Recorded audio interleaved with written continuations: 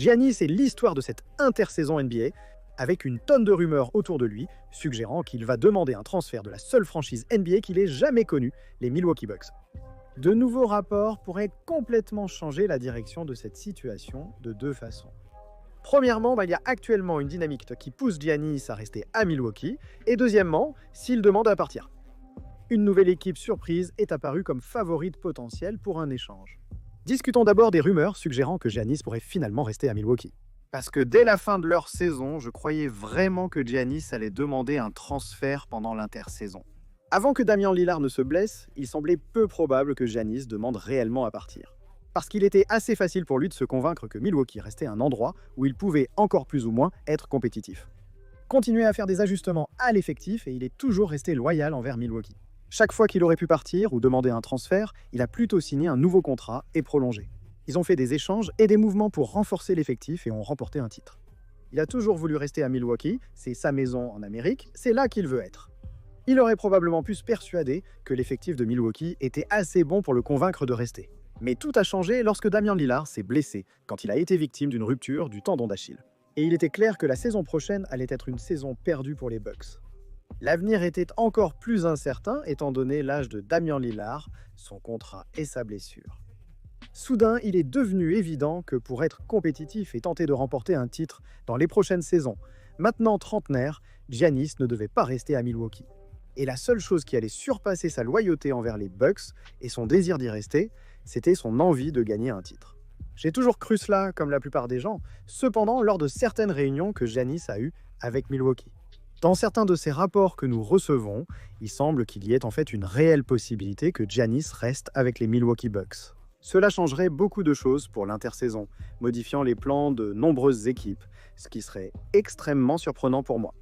Je ne comprends pas comment il peut penser avoir une chance de gagner un titre, vu la situation.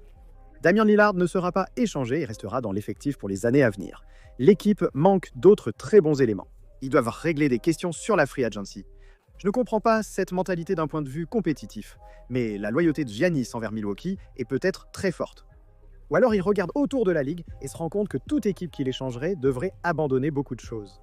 Et cela ne représente pas forcément une bien meilleure opportunité pour lui de gagner un titre que ce que Milwaukee peut lui offrir au cours des prochaines saisons. Et dans une situation où Giannis décide de rester à Milwaukee, cela change quelques éléments. Plusieurs équipes de la ligue préparent des offres pour lui et devront changer de cible s'il n'est pas disponible. Nous allons en parler dans un instant. Nous recevons déjà beaucoup de rapports concernant la situation de Kevin Durant, indiquant qu'il y a des équipes, comme San Antonio, qui sont considérées comme des favorites potentielles pour recruter Kevin Durant. Les Hornets étaient une destination potentielle pour Giannis, ayant le deuxième choix de draft et de nombreux salaires et actifs pour l'avenir. Voir Giannis aux côtés de Wemby serait très excitant. Mais le fait qu'il semble déjà se tourner vers Durant donnerait un certain crédit à l'idée que Giannis va finalement rester. De plus, de nombreuses autres équipes de la Ligue, comme Houston, auraient pu être intéressées par Giannis. Celle-ci, si elle voulait ajouter une star pendant l'intersaison, devrait également se concentrer sur Kevin Durant. Et les plus grands gagnants de tout ça, potentiellement à part les Bucks eux-mêmes, ce sont les Suns de Phoenix. Cela signifie que Kevin Durant devient l'un des, voire le meilleur joueur disponible sur le marché des échanges, attirant toute l'attention sur lui. Cela leur permet d'obtenir potentiellement plus d'atouts en échange de Durant, comparé à si Giannis était là et occupait l'une des places. À ce stade, l'avenir de Giannis reste incertain, mais la situation semble évoluer en sa faveur. Rester pourrait être mauvais pour les Bucks. Malgré l'incroyable talent de Giannis, l'équipe stagne et c'est le moment idéal pour les changer. Leur plus gros problème est que leurs choix de draft sont dispersés à travers la ligue. Ils n'ont pas les leurs. Et donc, dans n'importe quelle situation, ce que vous essayez d'obtenir, c'est de récupérer certains de ces choix de draft. Ainsi, vous pouvez vraiment tanker et essayer de reconstruire votre équipe. Mais à ce stade, s'ils décident de rester, on pourrait certainement dire que c'est potentiellement une mauvaise chose à long terme pour Milwaukee, mais s'ils devaient demander un transfert, ce qui reste une possibilité. Au cours de la semaine dernière, une équipe est sortie de l'ombre et pourrait devenir la favorite pour accueillir Giannis. S'ils demandaient un transfert, ce serait vers les Raptors de Toronto. De nombreuses cotes et analyses suivent ce genre de situation. Et ils ont vraiment grimpé dans les cotes et sont potentiellement les favoris pour échanger Giannis. Si Giannis ne reste pas à Milwaukee, la situation est intéressante, car Toronto n'est pas si bon malgré quelques éléments prometteurs. Ils ont un effectif assez coûteux pour les prochaines saisons, mais quand ils essaient vraiment, ce n'est pas une si bonne équipe de basket que ça. L'ajout de Giannis à leur équipe est clairement bénéfique, mais ils devront se séparer de joueurs clés. Et je ne suis pas vraiment sûr que ça aide Giannis à gagner un titre plus que la situation qu'il a déjà à Milwaukee. Imaginons que Giannis exprime son désir de quitter son équipe actuelle pour rejoindre Toronto.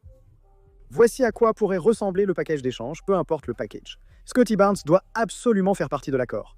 Il n'y a aucun moyen que les Raptors puissent discuter d'un échange pour Giannis et dire « D'accord, on veut t'échanger pour Giannis, mais vous n'aurez pas Scottie Barnes ». Scottie Barnes est le point de départ dans l'accord. Et en théorie, les Raptors aimeraient garder plusieurs de leurs autres titulaires, Emmanuel Quickley, R.J. Barrett, Jakob Poeltl, dans l'accord. Parce qu'en ajoutant Giannis à ton équipe, tu voudrais au moins avoir un 5 majeur solide à ses côtés. C'est une équipe qui a ajouté Brandon Ingram en cours de saison. L'effectif est étrange, et si on remplace Scottie Barnes par Giannis, ça change tout. L'idée qu'il pourrait former une excellente équipe l'année prochaine est présente. Principalement parce que c'est à quel point Giannis est exceptionnel et que cela lui offre une meilleure perspective à long terme. Jay Barrett et Brandon Ingram, mentionnés rapidement, sont bien plus jeunes que quiconque dans l'effectif des Bucks. C'est important et ça l'aiderait à avoir une perspective de titre à plus long terme alors qu'il entre dans la seconde partie de son apogée. L'échange ressemblerait à Scottie Barnes, des salaires, le 9e choix de draft et 2 futurs choix de Toronto. La compensation en choix de draft est ainsi car les Bucks obtiennent de suite un choix du top 10 pour cette draft, ce qui leur sera bénéfique. Et les Raptors sont d'accord pour céder des futurs choix de premier tour dans cet échange. Cependant, l'avenir de Giannis reste incertain vu son style de jeu physique près du cercle et sa dépendance à son athlétisme et sa puissance. Et il se peut qu'il ne vieillisse pas très bien quand il aura 34-35 ans.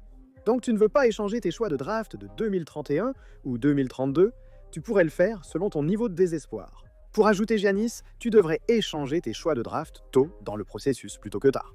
Cela pourrait ne pas suffire pour que les Bucks envisagent d'échanger Giannis. C'est peut-être une situation où il choisit Toronto comme seule destination, et l'offre est assez solide pour que la ville puisse faire encore mieux.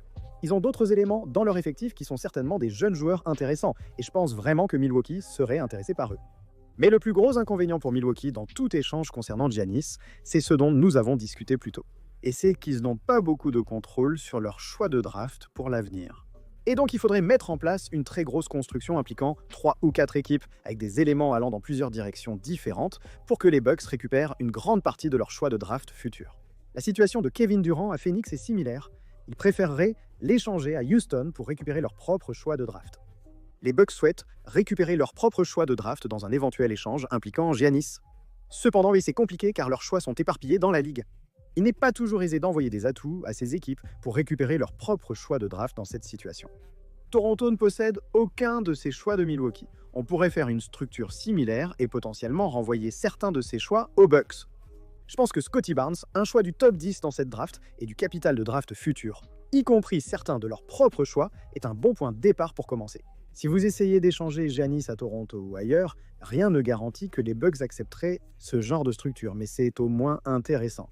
Et ce concept de Toronto comme cette équipe qui échange pour une grande star peut ne pas sembler très logique à première vue. Mais cette équipe a traditionnellement eu plus d'influence auprès des stars qu'on ne le pense. Bien sûr, ils ont fait l'échange pour Kawhi, même si ce n'était qu'un pari calculé de la part de leur direction. Et même si je ne suis pas un grand fan de leur effectif et qu'il est cher. Il y a plusieurs joueurs avec des contrats à long terme dont je doute de la capacité à faire progresser l'équipe de manière significative. En ajoutant Giannis à ce groupe à la place de Scottie Barnes, on pourrait croire que cette équipe est capable de remporter 50 matchs dans une conférence Est peu relevée la saison prochaine. Et les Pacers prouvent en ce moment que si tu arrives à te mêler à la lutte, peut-être que tu peux faire un beau parcours dans la conférence Est. Avoir Giannis au cœur de l'équipe est sans aucun doute un immense avantage pour Toronto. Et tout cela, pour moi, tu peux probablement l'entendre à mon ton et il est vraiment surprenant. J'avais anticipé une situation où, à l'approche de la draft, il devenait de plus en plus probable que Giannis ne serait pas chez les Bucks l'année prochaine. Potentiellement une annonce officielle, soit par l'équipe, soit par un tweet de Shams ou quelque chose du genre, des insiders qui tweetent en disant « Eh, ce gars a en fait demandé un transfert ». On observe Houston, Miami, Brooklyn, Dallas et d'autres équipes, mais finalement, rien de tout cela ne se concrétise réellement. La dynamique va dans l'autre sens. Les équipes mentionnées, Houston et peut-être même San Antonio, ne semblent pas aussi impliquées que Toronto. La situation a évolué de manière spectaculaire durant la dernière semaine, ce qui la rend très intéressante.